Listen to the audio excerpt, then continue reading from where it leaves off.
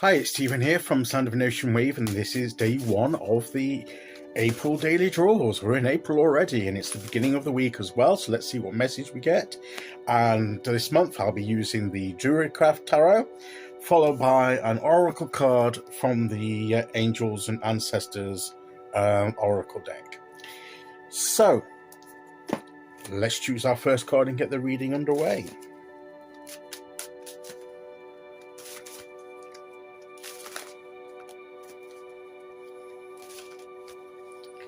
Okay, so we will go there.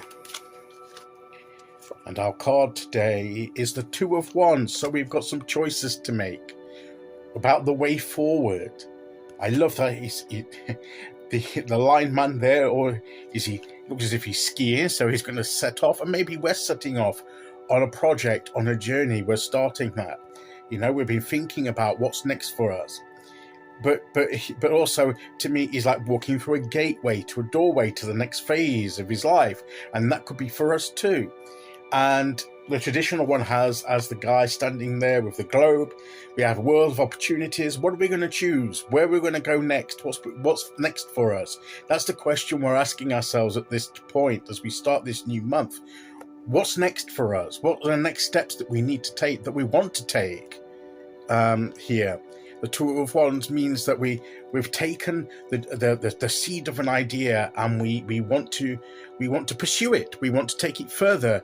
So what's the next step of unlocking that opportunity's potential? We've been talking about seizing an opportunity, and this is the next step. This is right. Where do we go? We've got the opportunity. We've got the seed of an idea. We've got whatever it is that we've got, the germ of a goal. How do we develop that? How do we move towards it? What's the next step? And it's making the choice of where to go next. We have a choice to make. And it's, do we take this path or that path?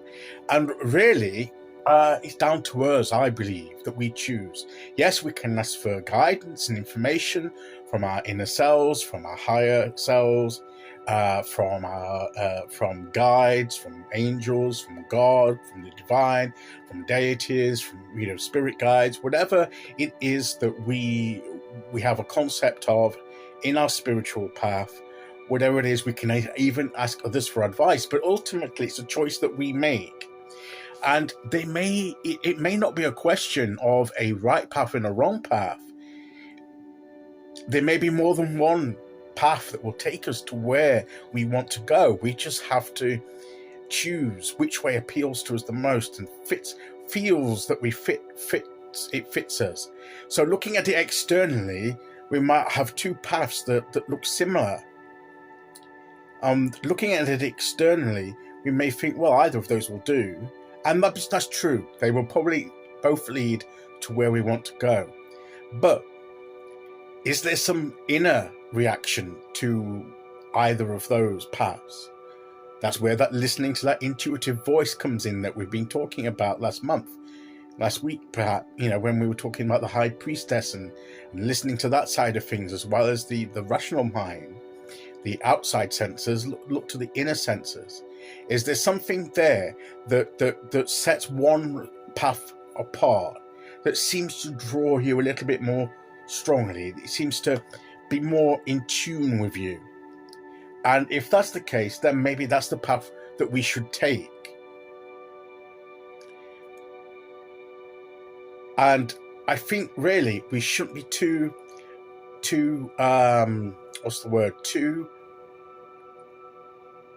caught up in choosing between which path we take next, that we end up still sort of dithering and debating, and that we don't actually make any choice. We don't choose any path. That is the worst option, that we don't end up choosing any path. So choose the path that feels right to you and go for it with confidence. Go for it, and acknowledge that because you've set your intention of what you want to do, you've chosen the path that feels right to you, as well as seems right to you on the external points as well. And you go down that path and see where it takes you. You can always reassess further down the line and adjust your direction if necessary, but at least you're starting the journey. And that's the key point here. Make the decision to start the journey.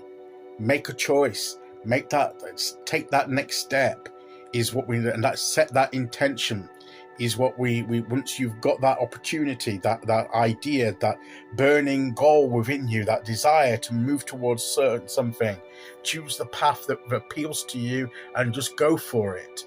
And you can grow and change and adjust and adapt as you go on down the journey, but you've got to begin it first.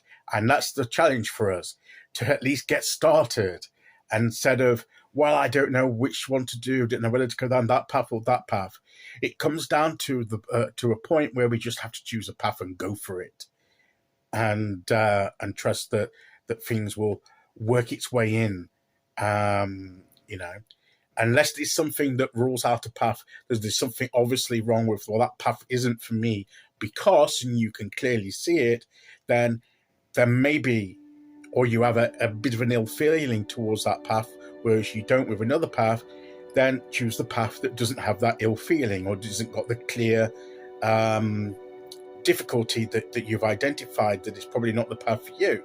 But where it's a choice between paths that both could be viable, just choose one. Choose the one that appeals to you the most and enjoy the journey. Okay, let's see which oracle card we get to go with that.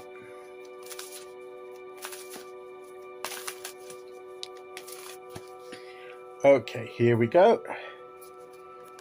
And we have the winter. Well, we're just coming out of winter. We're entering into spring. But the winter card is about, with the wolf, is taking care of your needs. Which path will take care of your needs the most is one way of looking at it as well. What steps do you need to take care of your needs? That could be a deciding factor. Is there one path that will do that more than another? Do we know what our needs are? Maybe we need to bring that into the equation. But the ultimate message is make some choice, begin the journey. That's the ultimate bottom line message. At least make a start somewhere. Okay, so that is today's message. I'll be back tomorrow with day 2. Until then, thank you for listening. Take care, everyone, and I'll see you all again very soon. Okay, bye-bye.